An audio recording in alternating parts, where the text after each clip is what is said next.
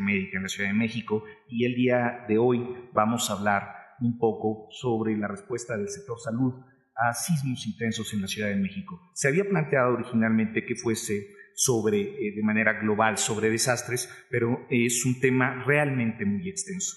En esta primera diapositiva lo que quisiera plantear es algo que va contra muchos de los elementos culturales y publicitarios que nos han llevado en muchos años, y es que los desastres son naturales. Eso es falso. La lluvia es natural, los sismos son naturales, las erupciones volcánicas son naturales. No es natural que haya un sismo con 10,000 muertos, 40,000 lesionados y 60,000 damnificados en una ciudad, porque la vulnerabilidad se genera. Esto quiere decir que riesgo es igual a peligro por vulnerabilidad, por exposición sobre resiliencia, donde riesgo es la probabilidad de ocurrencia de un fenómeno perturbador, donde peligro o amenaza es el agente, fenómeno o causa que desencadena ese fenómeno perturbador y que generalmente no lo vamos a poder modificar, por lo que vamos a ver a continuación. Y donde la exposición es que tan cerca estamos de este evento. Y la resiliencia, según Mascray, es la capacidad que tiene la población o el individuo para anticiparse, prevenir, responder y recuperarse de esos efectos del fenómeno perturbador. Así pues, una emergencia como las que hemos vivido prácticamente todos los días en esta ciudad es una condición que en efecto puede poner en riesgo la vida, la salud o el órgano o el patrimonio, pero que no rebasa la capacidad de respuesta del sistema.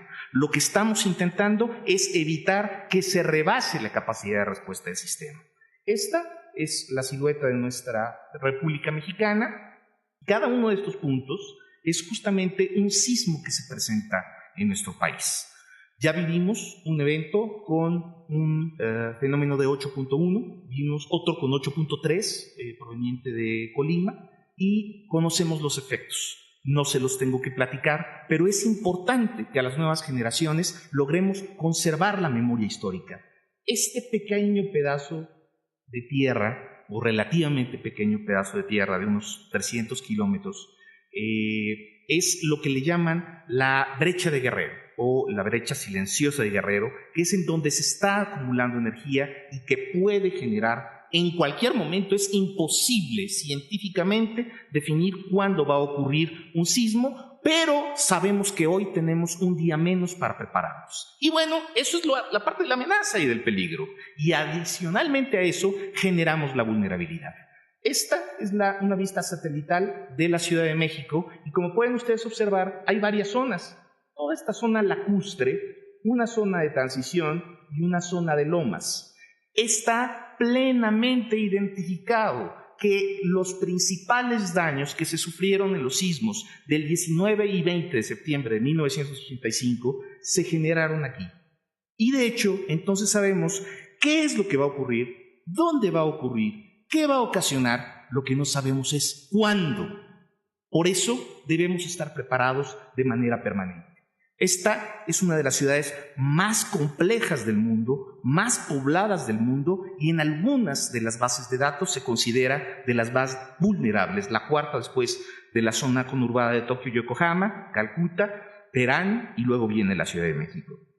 Así pues, este es el paradigma para la atención de urgencias médicas que ya hemos presentado en este foro en otras ocasiones: la atención hospitalaria que proporciona el Escuadrón de Rescate de Urgencias Médicas, la Cruz Roja Mexicana, las delegaciones y recientemente, y de manera muy importante como apoyo vital avanzado, la Secretaría de Salud del Distrito Federal, además de otros más como son los grupos voluntarios, la propia Secretaría de Defensa, Marina, etcétera. La atención hospitalaria por la Secretaría de Salud Federal, los institutos nacionales de referencia, los hospitales federales de referencia, el ISSSTE, el Instituto Mexicano del Seguro Social, y esto que es el Centro Regulador de Urgencias Médicas, que es el que permite el definir qué recursos requiere el paciente, captar la oferta y después recibir la demanda de tal manera que el paciente reciba la atención óptima en el hospital más cercano. Pero la condición primordial es que sea el hospital más adecuado.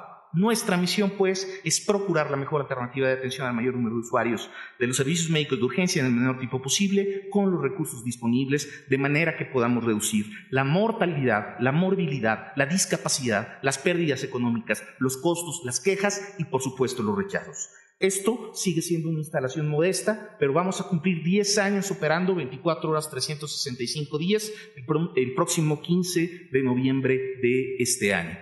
Y evidentemente había que sustituir todo el parque de latas de atún con llantas que circulaban en la calle por verdaderas ambulancias que tuvieran monitores multiparámetros, electrocardiógrafos, desfibriladores, ventiladores mecánicos, bombas de infusión, equipos, fármacos y, lo más importante, la gente que sepa operarlos. Tenemos también cooperación importante con transportación aeromédica, tanto de los estados conurbados, particularmente del Estado de México, como los propios helicópteros de la Secretaría de Seguridad Pública del Distrito Federal. Y este modelo, implantado, fomentado por el doctor Agüed, que son las unidades de primera respuesta en su modalidad de motocicletas, que, como ya hemos platicado, pues no son gasas, vendas y un estetoscopio y un baumanómetro, no, son desfibriladores, son laringoscopios, es oxígeno, son tubos endotraqueales, cosas que verdaderamente, de manera científica, han demostrado que hacen la diferencia entre la vida y la muerte de un paciente. Por supuesto, además de todo este programa que seguramente todos aquí conocemos, que es el de Hospital Seguro, que es una instalación que se mantiene de pie y funcionando al máximo de su capacidad después del impacto de un evento o de un fenómeno perturbador, necesitamos también prepararnos para recibir a estos pacientes en estas norias de evacuación, de las cuales hablaremos un poco más. Hablaba el doctor Agüed hace unos minutos de estas 3 carpas multipropósito. Sí, en efecto, si se juntan, pueden recibir hasta 32 pacientes y de hecho tienen ya un quirófano. En efecto, no son exactamente automáticas, llevan su tiempo, no es en lo primero que pensaríamos, pero es un auxiliar importante en el caso de que se presente una emergencia. Sabemos que vivimos en un sistema de salud que está segmentado y fragmentado. Es por eso que ante una situación de emergencia es importante desfragmentar el sistema y entonces se instala un puesto de mando del sector salud en donde hay tomadores de decisiones de todas las instituciones que ponen los recursos en una misma canasta y dicen esto es lo que tengo disponible para la población y entonces se clasifica. Evidentemente hay otra instancia como el Centro de Comunicaciones, Coordinación y Control donde nosotros tenemos estas 3 posiciones, una posición de supervisión y un espacio para el secretario de Salud y su equipo en donde nos podemos coordinar con todo el resto de las instituciones, no solo de salud, sino del resto de instituciones del gobierno del Distrito Federal y federal. Hay espacio para todas estas instituciones en otras áreas de esta instalación, que es el Centro de Comunicaciones, Coordinación y Control. No nos mandamos solos, evidentemente respondemos a toda una organización de nivel federal y hay un plan Anáhuac en caso de sismos que lleva la Secretaría de la Defensa Nacional y la Secretaría de Gobernación. También hay un plan permanente ante contingencias de la Ciudad de México que determina cuáles son los roles de cada una de las dependencias y evidentemente la Secretaría de Salud es la tutora en esta materia.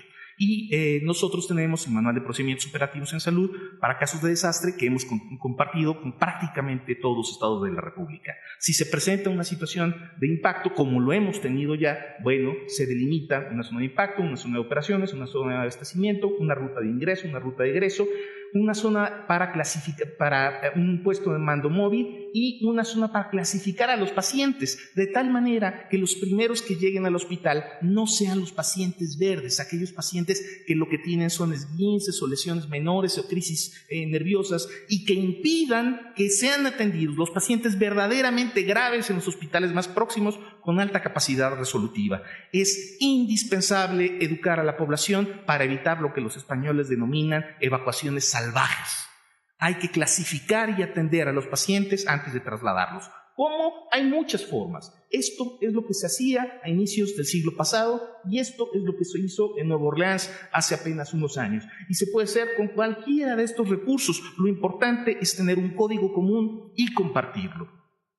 Y tratar de limitar aquellos mitos, aquellas ideas falsas, erróneas que hemos vivido durante muchos años, como el que los cadáveres transmiten enfermedades. Es mucho más fácil que un humano que camina, defeca, orina, habla, transmita un padecimiento a que lo haga un cadáver. Entonces, esto es importante quitarlo. Es importante quitar la idea de las vacunaciones masivas e indiscriminadas y concentrarnos en lo verdaderamente importante en estas situaciones, en condiciones sanitarias, como son el control del agua, de alimentos, de vectores de basuras y de excretas. Muchísimas gracias a todos y estoy a sus órdenes.